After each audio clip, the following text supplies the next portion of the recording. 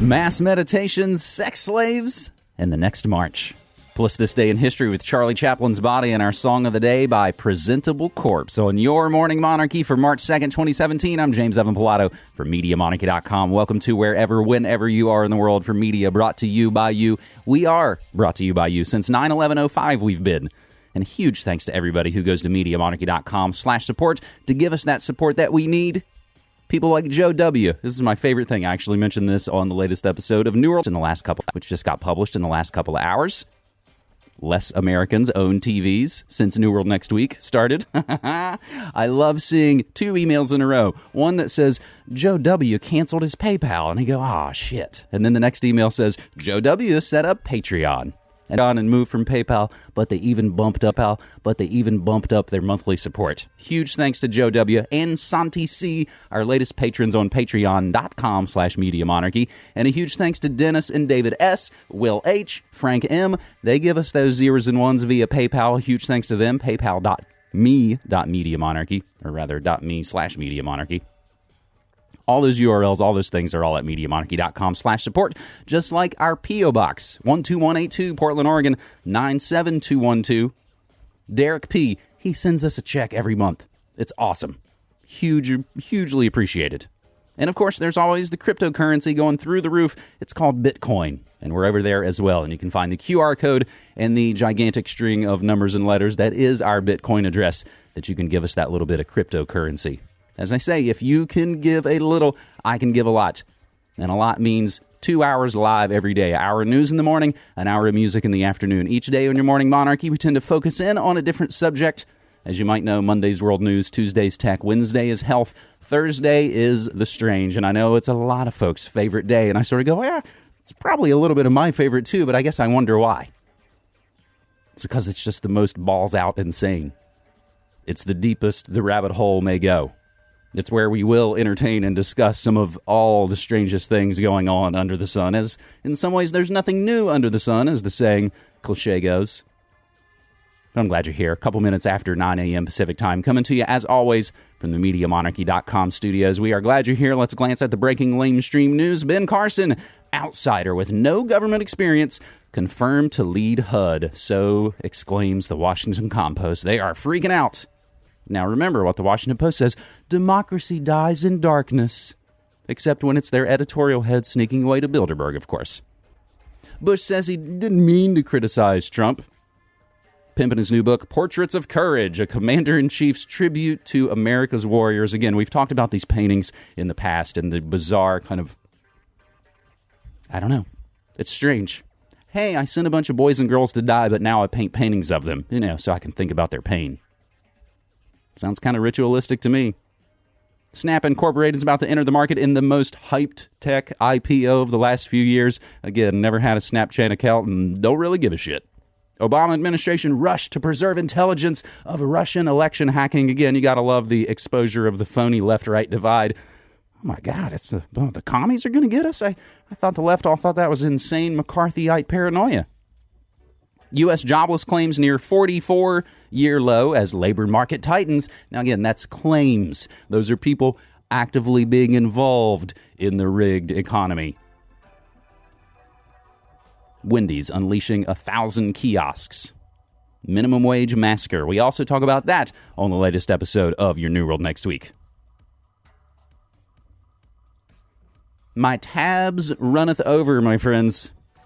Let's see if we can do this Morning Monarchy episode, Holy Hexes edition, as there is a lot of strange news and, a lot of I think the easiest way to kind of set the table, as it were, is, we just got to go to Pat Robertson. All right, this viewer says, my father is in a satanic cult. My son and I recently became Christians after seeing the power that this cult had.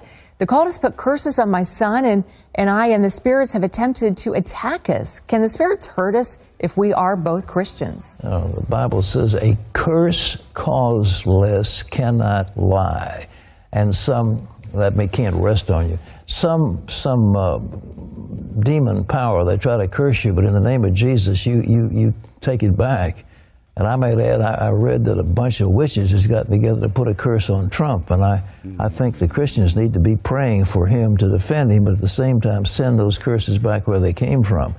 So you just resist it in the name of Jesus. I will not receive it. I will not receive it. And I command you, Satan, loose me. And here's what you say. Use these words. I got you. I bind you, Satan, and the forces of evil. I bind you and the forces of evil. And watch what happens. In Jesus' name, I made it. Okay. That thing with the witches was Friday night at midnight, and I know that all the believers that were on Facebook were canceling out those, curses from the witches and just pleading the blood of Jesus. And there were probably millions of Christians praying for him. Send them back where they came from. Send the curse back. Send it back to those witches. I think.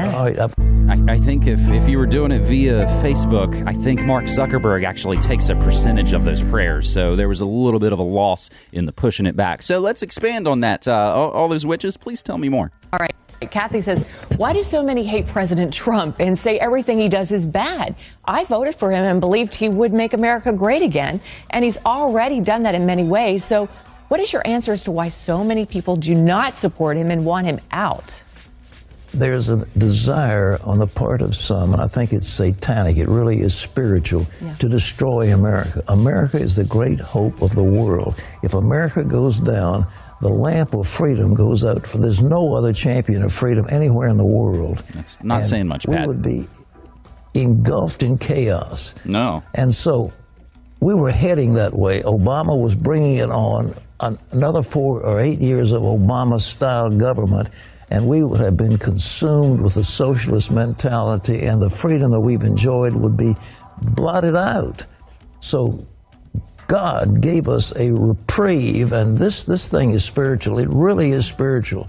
And so we need, this land is so important, and I counsel you, pray for this nation, pray for the president, pray for this nation, but what's being done against him, surpasses, it's not human, it's a spiritual thing.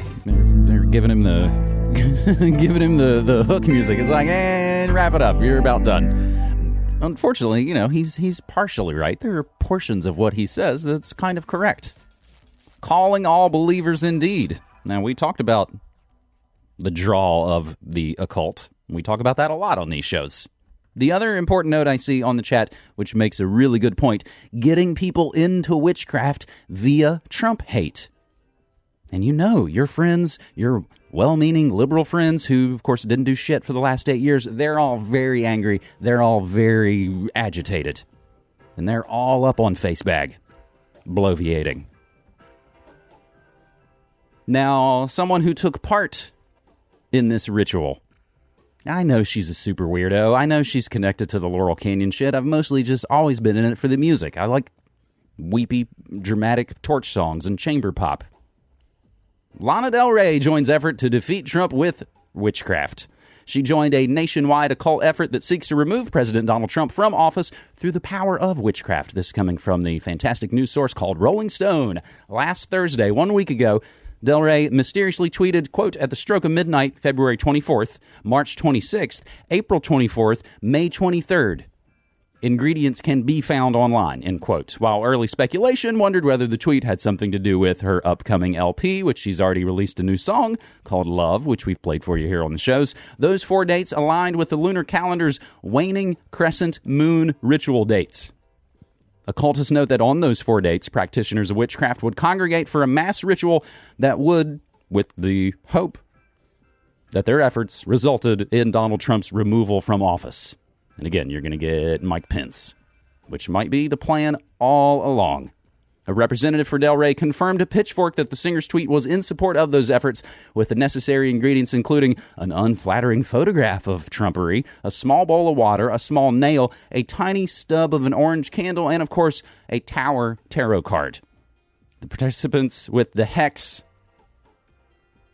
It is holy hexes indeed. The participants will then hex the president and bind Trump so that he shall not fill our minds with hate, confusion, fear, or despair. Guess what? You've already lost. He's living in your minds rent-free and filling you with hate, confusion, fear, and despair because it's the only guiding force you know. You love Trump's hate. You've never been this excited about fucking hating something so much. And we said it yesterday and we'll say it again. Liberal fascist terror is about to have a renaissance, as if it's not already, just still burbling under the surface. We're going to see a spring rising here. It's going to be that purple spring in America. The gatherings on the waning crescent moon, which symbolizes weakening, will continue until Trump and all who abet him have vacated positions of power. Now, all who'd abet him would be, the entire Democratic National Committee who put forth the Pied Piper process. They put Trump up on purpose because they thought they could beat him. They didn't anticipate the American public being so completely done with all of this that they would vote for the most ridiculous candidate possible just to not get the same criminals they already knew. I've made the horrible 9/11 analogy before about the people who jumped out of the buildings. They knew what was going to happen if they stayed in the buildings. America on November 8th decided, let's fucking jump. Now, as above, so below, or as below, so below, as people all over the world begin to wake up to the reality of the involvement of DC elites in pedophile rings, a worldwide synchronized meditation event was organized with the hope of bringing those involved to justice. Somebody wrote about this on Reddit. I'm organizing a synchronized mass meditation prayer for the mass arrests of the DC pedophiles. This will happen on Saturday, February 25th at 11:11 a.m. So isn't it interesting, essentially at the same time the witches are trying to get Trump out of office, you also have mass meditation events about Pizzagate. May you live in interesting times, my friends. We're just getting going here on your Morning Monarchy for Thursday, March 2nd, 2017. I'm James Evan Pilato from MediaMonarchy.com. This is your Holy Hexes edition of your Morning Monarchy. Frustrated by what she described as Vatican stonewalling, an Irish woman who was sexually abused by clergy quit her post Wednesday on a panel advising Pope Francis about how to protect minors from such abuse. The Pontifical Commission for the Protection of Minors said Marie Collins quit out of frustration at an alleged lack of cooperation from other Vatican offices known as the Curia, C-U-R-I-A. Her departure delivered another blow to the Vatican's insistence that it's working to ensure that no more children are abused by predator priests. Collins, in a statement carried by the National Catholic Reporter, was damning in her criticism. She decried the cultural resistance at the Vatican that she said included some officials refusing the Pope's instructions to reply to all correspondence from abuse survivors. I find it impossible to listen to public statements about the deep concern in the Church for those who care of those whose lives have been blighted by abuse, yet to watch privately as a congregation office in the Vatican refuses to even acknowledge these letters. She called the reluctance of some in the Vatican Curia to implement recommendations or cooperate with the panel aiming to better protect against abuse by priests unacceptable. Now, here's where it gets down to the sticky wicket. Pope Francis set up the commission 3 years ago, saying its job was to propose to me the most opportune initiatives for protecting minors and vulnerable adults in order that we may do everything possible to ensure that crimes such as those which have occurred are no longer repeated in the Church. A systematic cover-up by bishops and other hierarchy in many dioceses around the world over decades compounded the crimes of pedophile priests who raped children and committed other sexual abuses. This is coming from the Associated Press, not mincing words, fortunately. Collins wondered if the continuing reluctance to address the problem is driven by internal politics, fear of change, clericalism, which instills a belief that they know best, or a closed mindset which sees abuse as an inconvenience. Now, why did she quit this panel specifically? Let's hop to a tweet from our friend Brock West in the Land Down Under and the video editor of New World Next Week and many other videos. The Pope of Peace quietly trims sanctions for pedophile priests. An Italian who received Pope's clemency was later convicted by a criminal court for his crimes, but Pope Francis quietly reduced sanctions against a handful of pedophile priests, applying his vision of a merciful church even to its worst offenders in ways that survivors of abuse and the Pope's own advisors question. One case has come back to haunt him. An Italian priest who receives the Pope's clemency was later convicted by an Italian court for his sex crimes against children as young as 12. The Reverend Mauro Enzoli is now facing a second church trial after new evidence emerged against him. The Enzoli case is one in several in which Pope Francis overruled the advice of the Vatican's Congregation for the Doctrine of the Faith and reduced a sentence that called for the priest to be defrocked. 2 canon lawyers and a church official told the Associated Press, even though we've now hopped to thehindu.com. There's a lot of ways you got to hop to foreign press if you want to get the real dirt on things. So this is the Pope of Peace. Everybody loves him. He's essentially the Jesus Obama guy. Quietly trimming the convictions of known pedophile priests. This is why this goes on. This is why we've seen it go on. And this is possibly why it will continue to go on. It's part of what they do. Now, I've even got another story out of Japan, but the page doesn't want to load. Let's try it again. I don't know if this is a me thing or a them thing. Hey, there, we got it. Good deal. Again, everything we say and play on these shows, always included in the show notes, and it's going to be a lot today. Since 2015, at least 36 U.S. service members on Okinawa have been arrested in child sex stings operated by the Naval Criminal Investigative Service.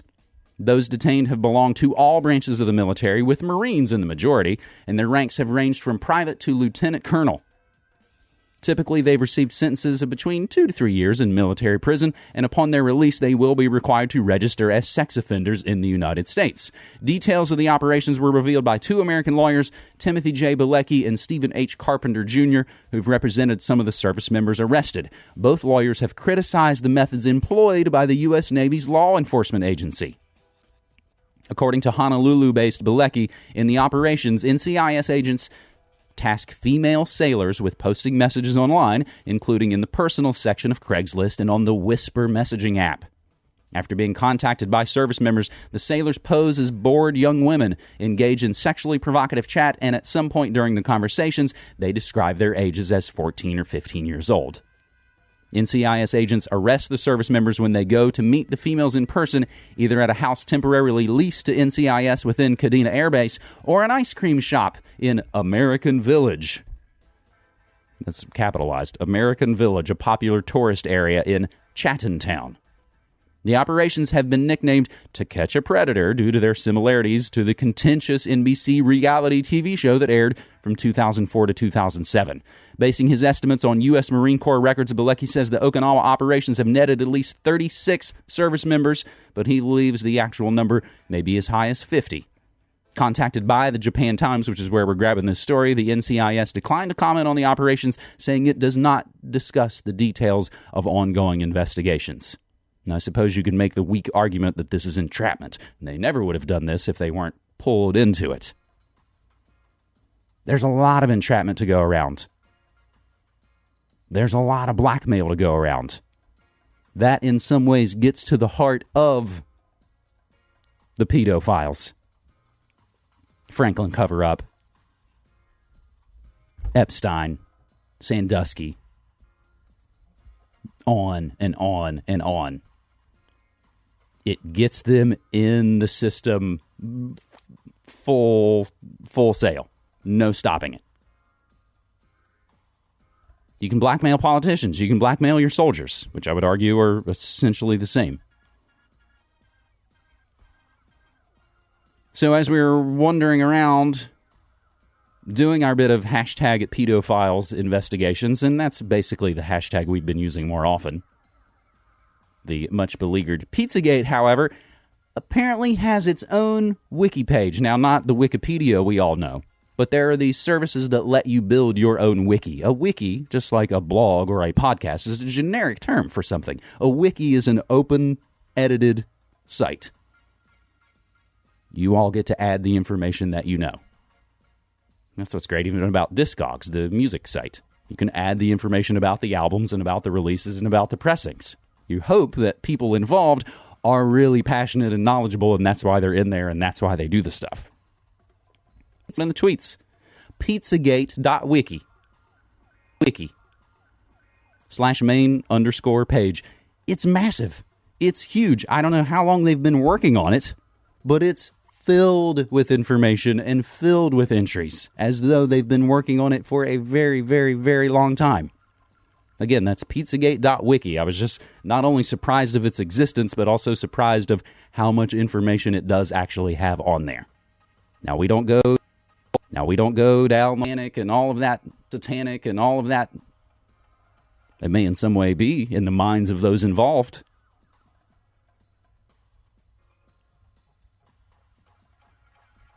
So we've been in D.C. We've gone off to Okinawa. And then what? I even have to come right back here to Portland. A grand jury in Portland has indicted celebrated jazz educator Thara Memory on several accounts of sex abuse. That's Thara, Memory, just like you'd think. He shared stages with Dizzy Gillespie, James Brown. He's perhaps best known as mentor to jazz bassist and Portland singer and Grammy Best New Artist winner Esperanza Spalding. Their collaboration on Spalding's 2012 CD led to a Grammy Award for a song they arranged together, City of Roses. That's our city right here. Charging documents list 8 counts of third-degree sex abuse, 2 counts of attempted sex abuse, and 1 count of harassment. Police say the investigation originated with a complaint that surfaced in September about Memory's conduct with a student. Police say they believe there may be other victims and are encouraging anyone with information to come forward. Saw some story yesterday about some college professor arrested for downloading child porn. It's possible in some of these situations that they are fixes. It actually happened to a guy back at my college, and we all kind of thought, that's really weird. You think he really would do that? It didn't seem to make sense. No one ever thought he was kind of a weirdo. So a lot of allegations can get thrown around. Now, the interesting part about Esperanza Spalding. Now, I often mention, of course, back when I worked at the commercial radio station, one of my favorite things was to get to go interview bands downstairs in the little private performance space. Those interviews I've done are actually all up on my YouTube channel, youtube.com/Media Monarchy. They're right there on the front page. I've got a playlist of them. They go newest to oldest. Got to interview Bright Eyes, Mike Doty, dozens of bands. They're all over there. Some of the ones I didn't work, I watched the live stream. I was maybe even sometimes upstairs at my cube at the radio station job going, oh, that's right, they're doing a show downstairs. I can't make it there, but let me watch the stream. I recall distinctly watching the stream of Esperanza Spalding play when she premiered her, I believe is still her most recent album, where she unveiled a new persona. You know, like Chris Gaines or Sasha Fierce or Ziggy Stardust, or anytime you wonder about strange musicians and shattered personalities. You know who was playing there on stage with her? Legendary, celebrated Portland jazz player Thara Memory. They even argued some, I heard a little bit behind the scenes. Oh, that guy was a pain in the ass. We'll never invite him back. These are the strange things you learn just being slightly even behind the scenes. You're listening to The Morning Monarchy for Thursday, March 2nd, 2017. I am James Evan Pilato from MediaMonarchy.com, giving you hopefully a fear-free look at what is really going on in the world. More information can make better decisions. And perhaps more so than our other shows, Thursdays are definitely not safe for work. Depending on what kind of work you have. Voodoo rituals are being used to force women into prostitution, according to Austrian police, who've arrested 2 Nigerian nationals on suspicion of human trafficking.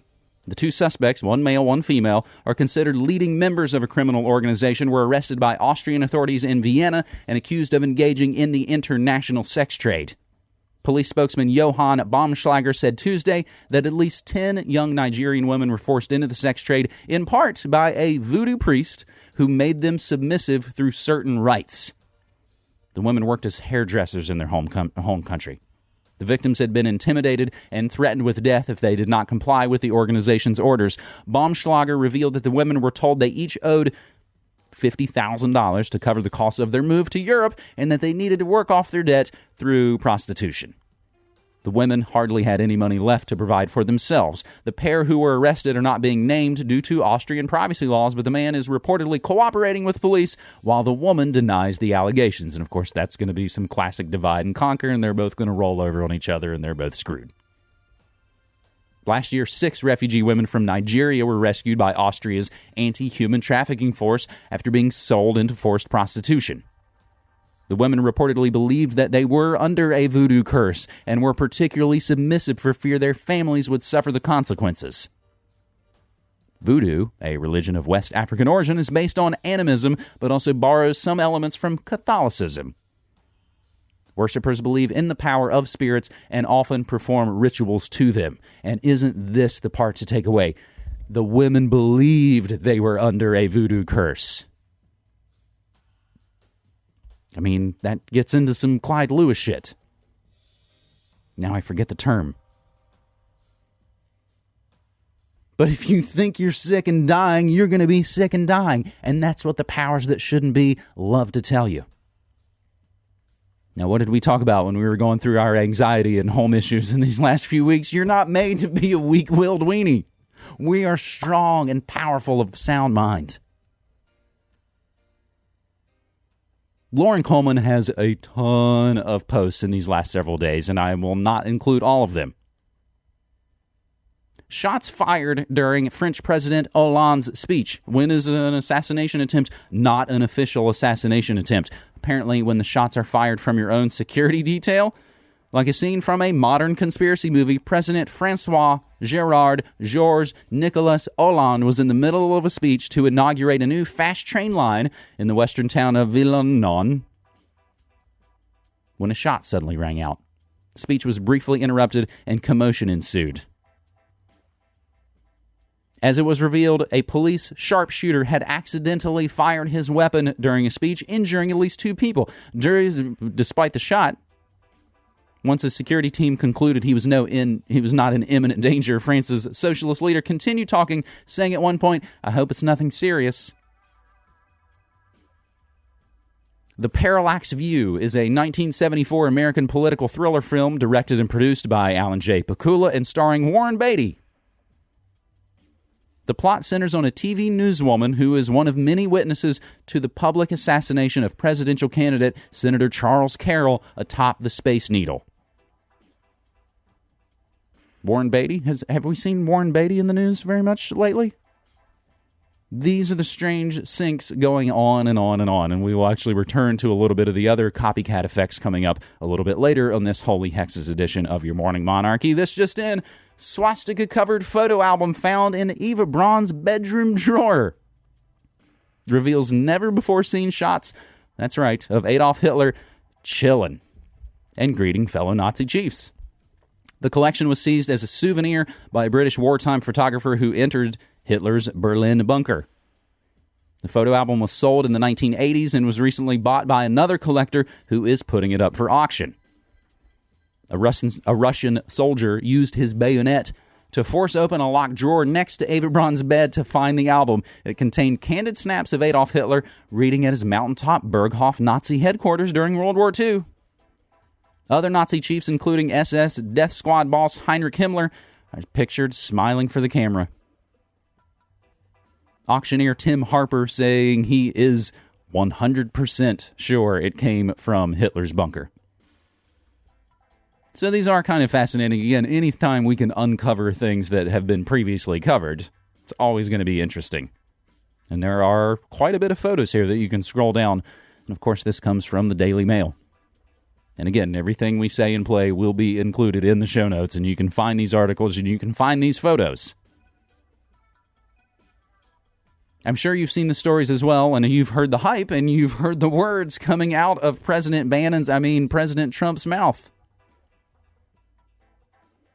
Threats against Jewish schools and community centers soar to 100 across 33 states, of course, as the hype ratchets up.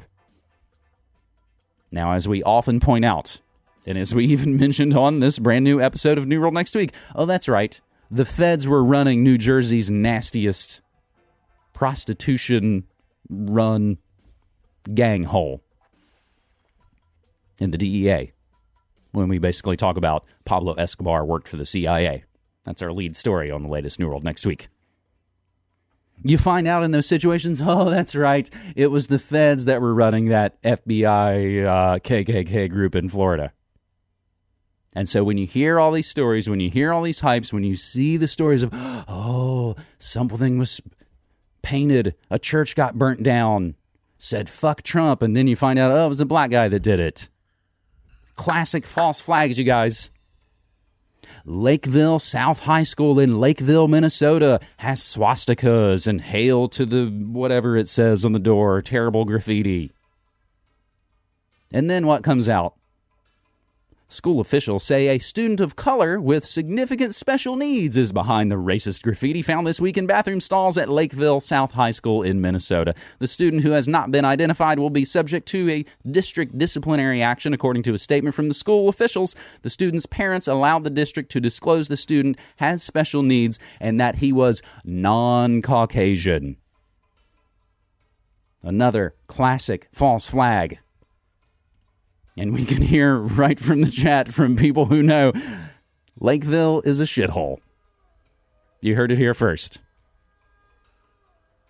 So I'm often noting how we're given our heroes and we're given our enemies, and that you really shouldn't root for either of them. Typically, it's going to turn out to be another hoax job and people that you wouldn't really want to support. So we've had all the chaos about Milo Yiannopoulos. Now, I've noted, again, I enjoyed seeing his video of running around on election night, literally eating the corporate news' lunch. It's a hilarious video. Well done. And it's also a huge mission accomplished for the late anti-war left, who are hugely into censorship and anger and fascism right now. It's been the flip-flop. Again, as above, so below. That's the success of the phony George Bush years, is getting conservatives to go along with things they never would have gone along with. That's the success of the Obama years, getting the left to go along with things they never would have gone along with. And now you have both phony sides united against, I don't know what. So Milo got bounced from Berkeley. Milo got bounced from Simon & Schuster UK, and then Milo gets bounced from CPAC. That's the Conservative Political Action Convention thing. Who do they get to replace him? CPAC replacement speaker for Millie was a notorious Japanese happy science cult member. You get more of that story from Boing Boing, as we've got so many headlines today, we are not actually diving into every single one. Sometimes try and set myself up and say, is 10 news stories a morning is a reasonable, way too much amount to actually be able to go over. We've got probably triple that today.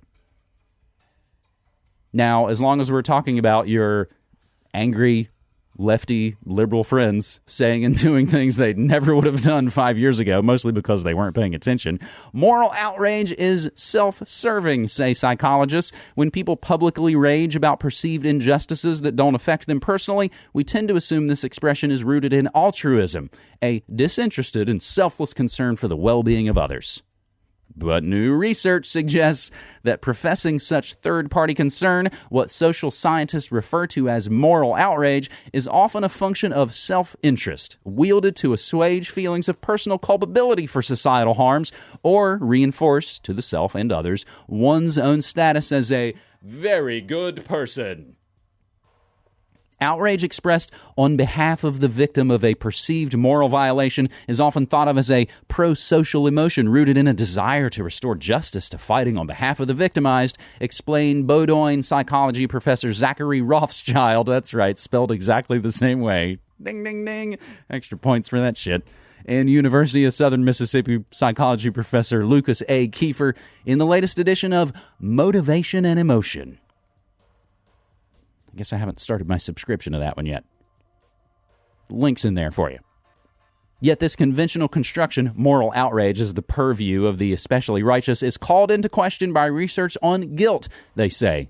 Quoting from the research, quote, feelings of guilt are a direct threat to one's sense that they are a moral person, and accordingly, research on guilt finds that this emotion elicits strategies aimed at alleviating guilt, that do not always involve undoing one's actions. Furthermore, research shows that individuals respond to reminders of their group's moral culpability with feelings of outrage at third-party harm doing. These findings suggest that feelings of moral outrage, long thought to be grounded solely in concerns with maintaining justice, may sometimes reflect efforts to maintain a moral identity. Now, I joked about it yesterday, and I think about it every day. Every day I go for a run, or every day I go for a walk in my neighborhood. I look and see these signs, and I forget exactly what they say. I haven't described them very well, but maybe if you're in a city filled with guilty white liberals who didn't do shit for the last 8 years, you've seen their front lawns filled with these signs. It kind of looks like an American flag, but as the red and white stripes and even the blue and the star field, it's all basically filled in with words that basically say diversity, and we love you, and we'll support you, immigrants, and this and that and the other thing. Whoever is selling those pictures to guilty white liberals is making a killing. And that gets to the heart of what it is. Now, granted, these are also the same people that were really into putting fluoride in my fucking water a couple of years ago. Now they're really sad about culture. And they think America's next top president is really the undoing of all of it. They gave Barry and George a free pass. Portland hasn't protested war in about 9 years here. They did it for just a minute when Obama got into the surge. But then really the identity politics kind of started to take over. And that's when it all turned into Trayvon and all of that garbage. And ever since then, what? It's been Trayvon, it's been Gamergate, it's been divide and conquer. Rage-alleluia. You're listening to The Morning Monarchy for Thursday, March 2nd, 2017. I'm still James Evan Pilato from MediaMonarchy.com. Oh, what a tangled web we weave when first we practice to deceive. A very strange story from supporter Camille1234 over on Steemit. I haven't dived totally into this, but I've looked at the clips. And basically what it looks like is the people over at Ray Kurzweil's Singularity University are basically using old pictures. Oh, God, what's her name? I got to click on it. Now I got to open another tab. Terry Schiavo. It did not have to open. It came to me. So basically, there's a video. And you can click on it. Again, I watched a couple seconds of it. Exponential Medicine's YouTube channel. They put up a picture of Terry Schiavo and try to tell us it's another woman out there through a lot of neuro rehab, recovered quite a bit. And that she's out in the real world again. Now, this video, when I clicked on it, had 0 comments. And so I just said, yeah, that's Terry Schiavo. Nice try. We'll see what continues through that. Hopefully, again, with all the things that we talk about on these shows, we can lay out interesting bits. 2 or 3 you might not care about, but I'm going to hit that one thing that you're going to find interesting that hopefully you'll continue to go do that research. No, I've not set up a Steemit account because I don't have a cell phone to be able to get the secret message to post back in to set up an account. Plus, it's also really difficult to run a bajillion different sites. I'm pretty good running MediaMonarchy.com for the most part right now. We return now to the work of Lauren Coleman. And basically what I said at the top of this Twitter moment where we put together all our news stories in advance. All of these stories, the ton of them. Twitter.com/MediaMonarchy/moments. We post these up at least an hour before showtime. So all these stories are up there and posted for you. Beware the car ramming copycat effect. So we saw it happen in Heidelberg, Germany, as there was an event going on there. Police in Heidelberg shoot a man armed with a knife after he drove into the pedestrian area. And the very next day, SUV hits student band members in Alabama Mardi Gras parade. So you had another Mardi Gras-related car ramming. Lauren Coleman even noted to me he needs to be more careful about his predictions. He posted at 11:23 a.m. and then CNN reported the Alabama ramming at 11:29 a.m. Now, we've talked a lot about Lauren Coleman. He literally wrote the book on the copycat effect. He looks at what he calls twilight language and the name games. He has been covering synchromysticism since before Jake Kotze coined that term for it. You're listening to the sounds of Heidelberg, Germany. We also had a car ramming event up here in the Pacific Northwest.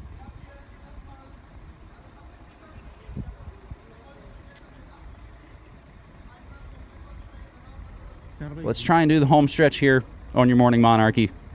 Satanic Temple membership surge in Troll America. We've been discussing the after-school Satan Club for a long time. Of course, no one ever points out that that's Ass Club. But again, that's Troll America, getting you involved in dark arts you have very little understanding about just because you're blinded by hate and you're freaked out about society. Lots of hoodwinking going on. Can we get some type of good news? I don't know if this counts, because in some ways this just might be that sort of alchemy of discovery and creation through destruction. Archaeologists documenting ISIL's destruction of the ruins of the tomb of the prophet Jonah say they've made an unexpected discovery which could help in understanding the world's first empire. The Nebi Yunus shrine, containing what Muslims and Christians believe to be the tomb of Jonah, as he was known in the Bible, or Yunus in the Quran, because of course they're all basically the same story. They've all got floods, they've all got immaculate conception, they're all a bunch of space stories like Superman. Sorry.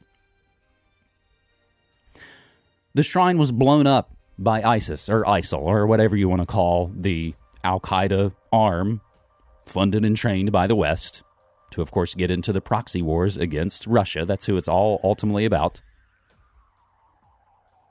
It was blown up by ISIS soon after they seized huge swaths of northern Iraq in 2014. The shrine is situated on top of a hill in eastern Mosul called Nebi Yunus, one of the two mounds that form a part of the ancient Assyrian city of Nineveh.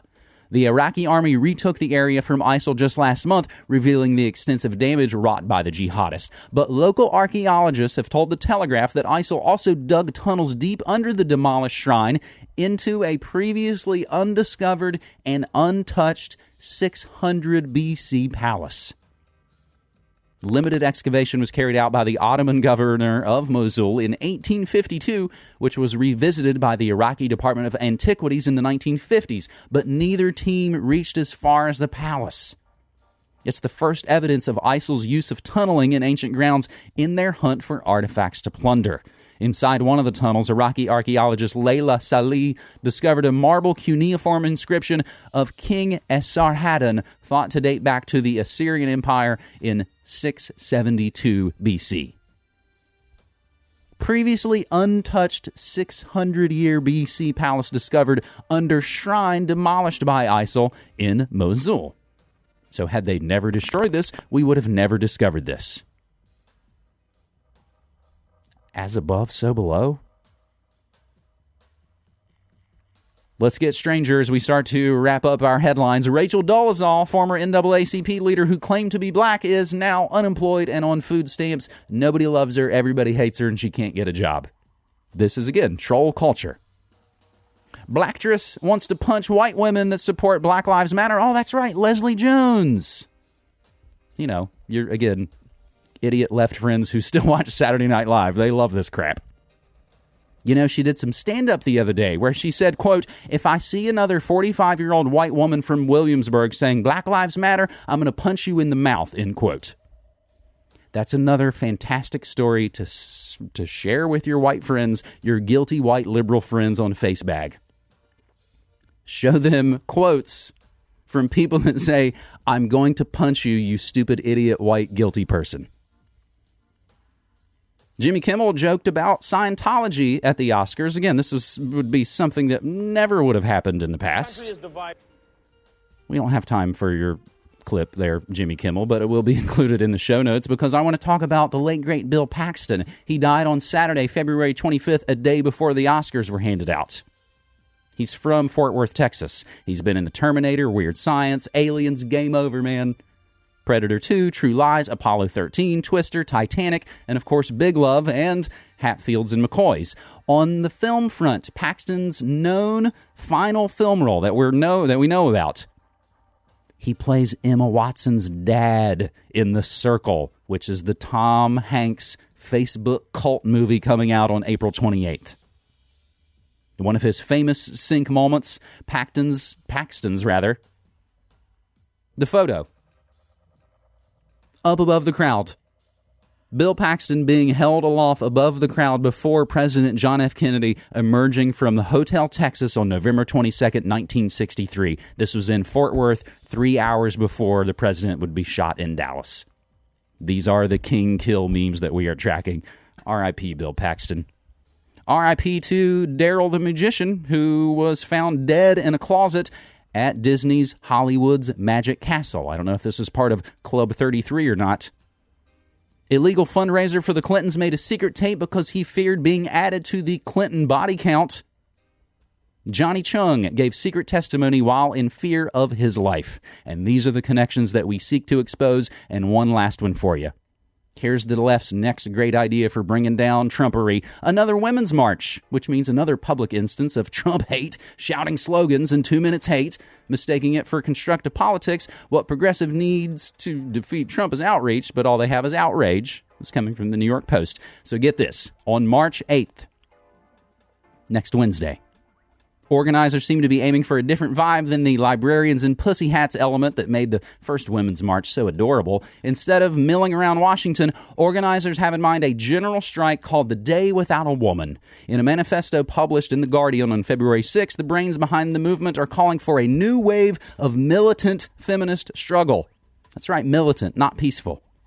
The document was co-authored by, among others, Razmia Youssef Odeh, convicted terrorist. Odeh, O-D-E-H, a Palestinian, was convicted in Israel in 1970 for her part in 2 terrorist bombings, one in which killed 2 students while they were shopping for groceries. She spent 10 years in prison for her crimes. She then managed to become a U.S. citizen in 2004 by lying about her past, but was subsequently convicted in 2014 of immigration fraud for the falsehoods. However, she won the right to a new trial set for this spring by claiming she had been suffering from PTSD at the time she lied on her application. And her time as a citizen, she worked for a while as an Obamacare navigator. So you can see why she's a hero to the left. That's who's planning the next Women's March coming up on March 8th. Convicted terrorist, Razmia Youssef Odeh. That's who your well-meaning left friends love. Again, post that story. Share that story with them.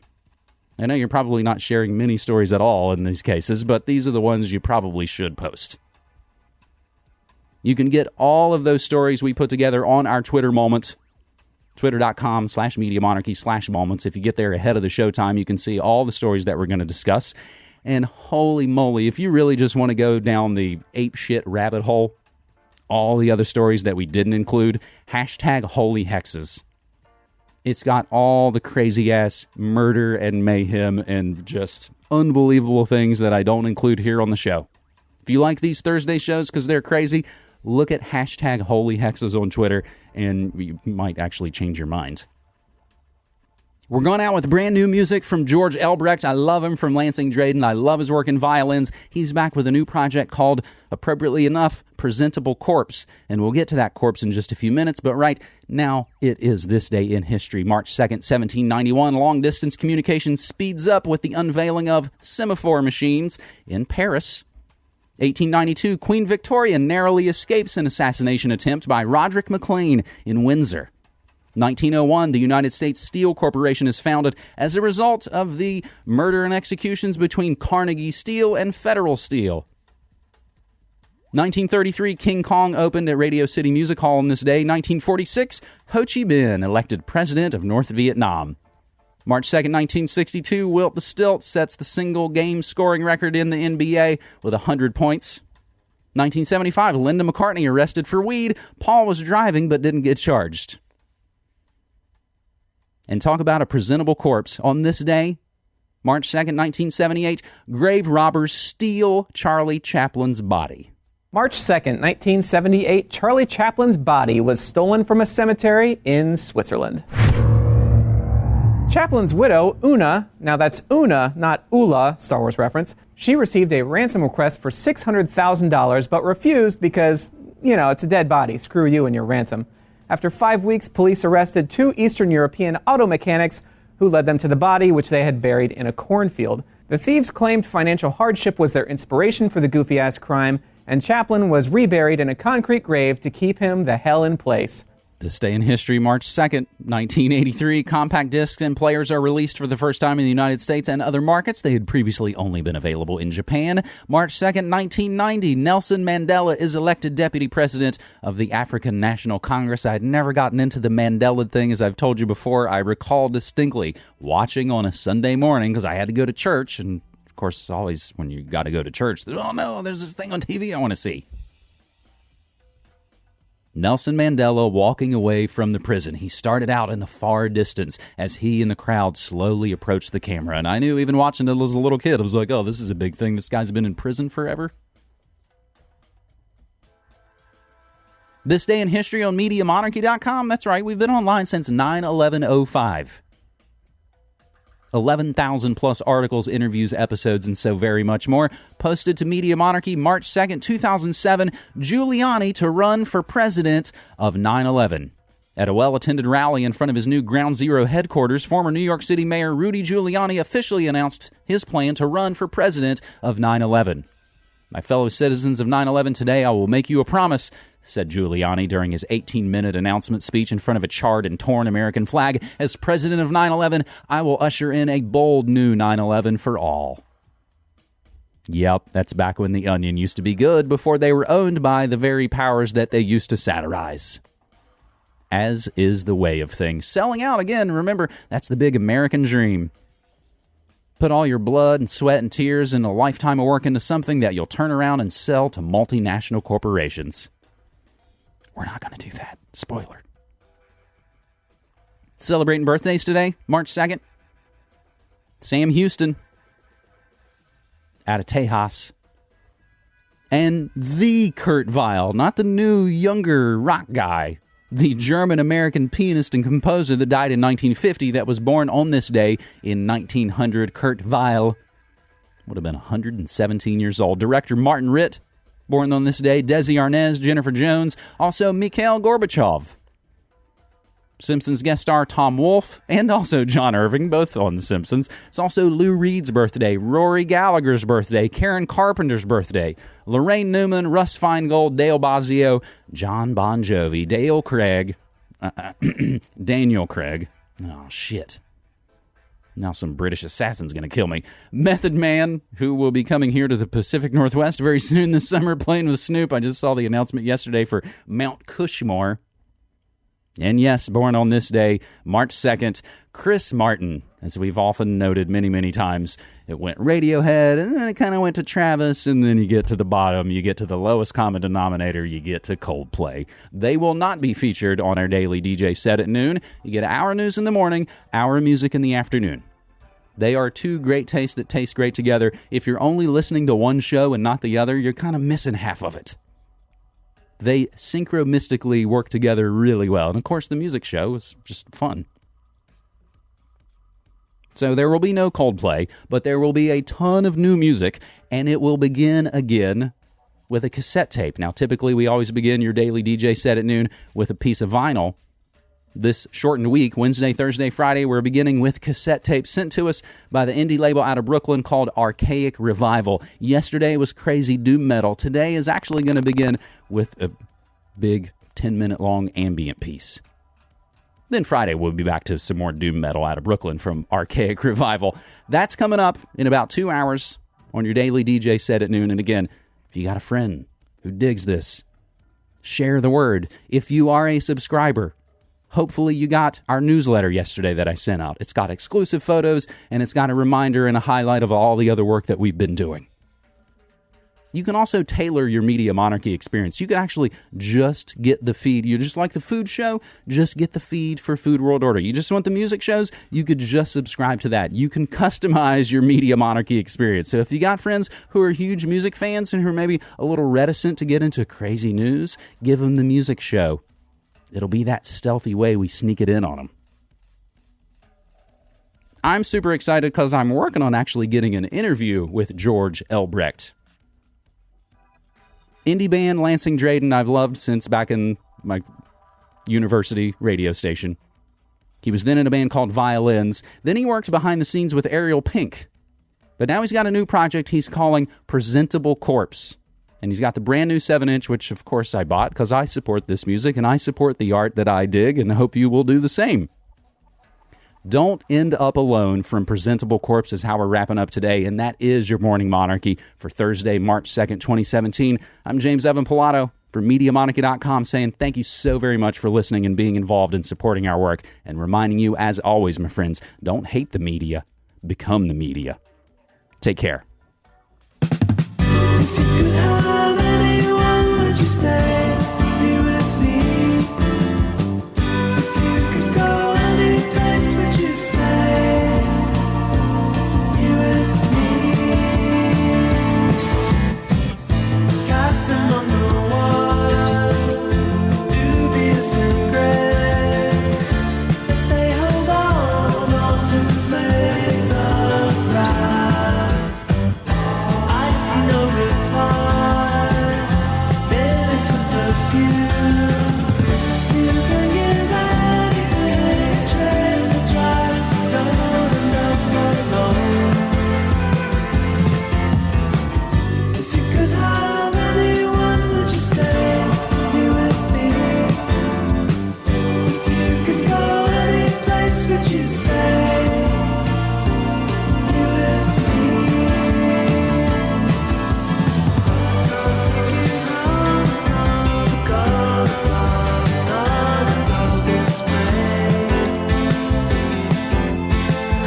Stashed among remains, baby, look away.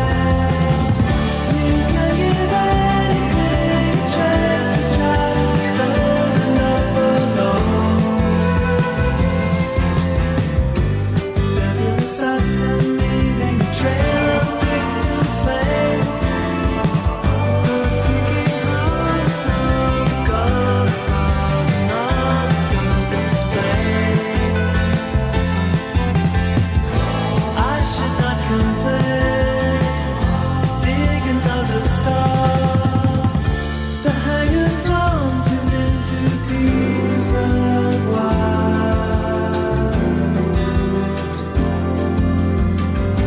I don't know anyone could take themselves so low.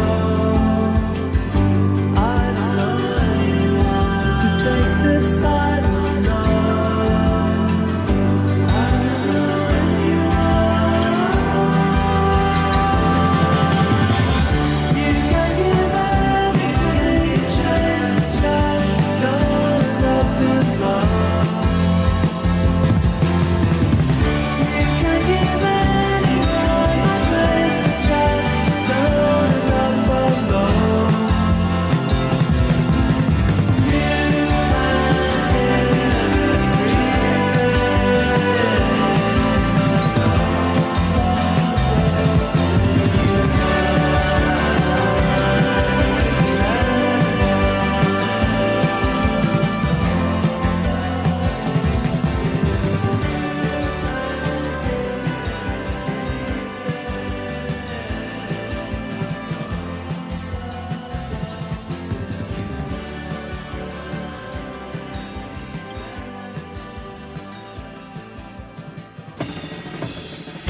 You You're listening to Media Monarchy with James Evan Pilato.